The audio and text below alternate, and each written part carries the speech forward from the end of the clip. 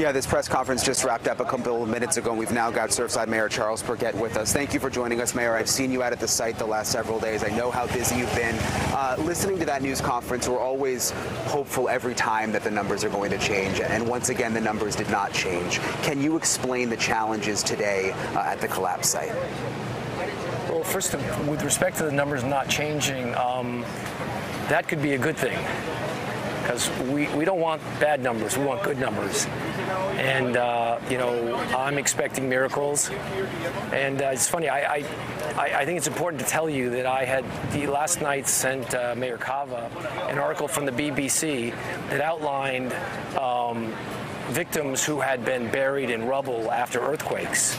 And it further said that those victims had survived in those conditions for more than 17 days.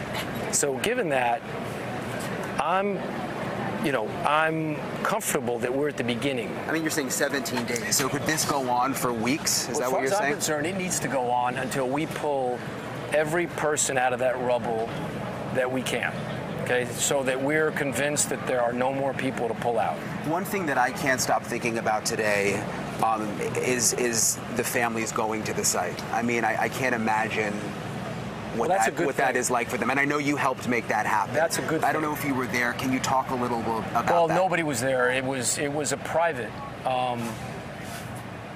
moment between the families and their loved ones. It was nobody should have been there except the families and their loved ones. And I want to commend Mayor Cava for doing that, because she listened, she heard, she made it happen, and God bless her for that, because, you know, we're only doing two things here. We're pulling out victims of that collapse, number one, and number two, we're supporting the family. That's it. It's not complicated. And there are now search teams from all over the country and the world. We know Mexico and Israel. That's a super cool thing. We have the best of the best, and it was heartwarming to hear the Israeli commander say that the rescue teams here in Miami are number one, top notch. They've been doing everything right, and I think that gave people in the room a tremendous boost. Because, you know, I think there were some in there that felt like they had lost time, and that was bad. But that's not the case. It's going according to plan. Tonight we have over 240 rescuers on top of that mound, 240. And they're coming in waves, and they'll be there 24 hours a day until this thing is over. And that's going to be over when we pull the last person out. There's been concern about the other buildings in the area, really the buildings all over Surfside and South Florida, specifically that one sister tower. Yeah. You've gotten criticized a bit for not doing a mandatory evacuation. Can you talk about the decision? Well, I don't know if I haven't heard anybody criticize it. Maybe that reporter at the last, I don't know what she was saying in Spanish, but I consulted with Mayor Cava and Senator Scott about my desire to move those people out of harm's way, and the consensus was that we ought to do the best of both worlds and give them the choice, because there are people. Listen.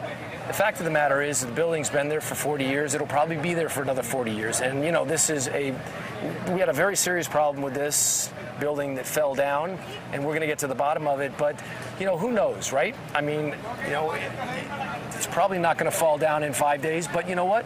I wouldn't spend the night there knowing what I know now. I read the 2018 report on this building, talked about cracking and spalling. We've learned today that the Surfside official was apparently there, I think, the day before on the roof. Yeah, that's crazy, huh? That's concerning, isn't it? I mean, that's crazy. Yeah, and you listen, as we go forward, there will be time for lots of speculation, and we will apply those theories. We will fact check them. We will start to put, you know, we've got the best guy in the business to help us with that process right now. Okay, so that's not, in my mind, going to be the hardest part.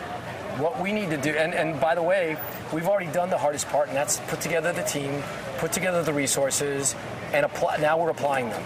And all we have to do is continue to apply them, stay focused, get everybody out and reunite them with their family. Thank you, Mayor. My We're all pleasure. hopeful. I've seen you out every single day.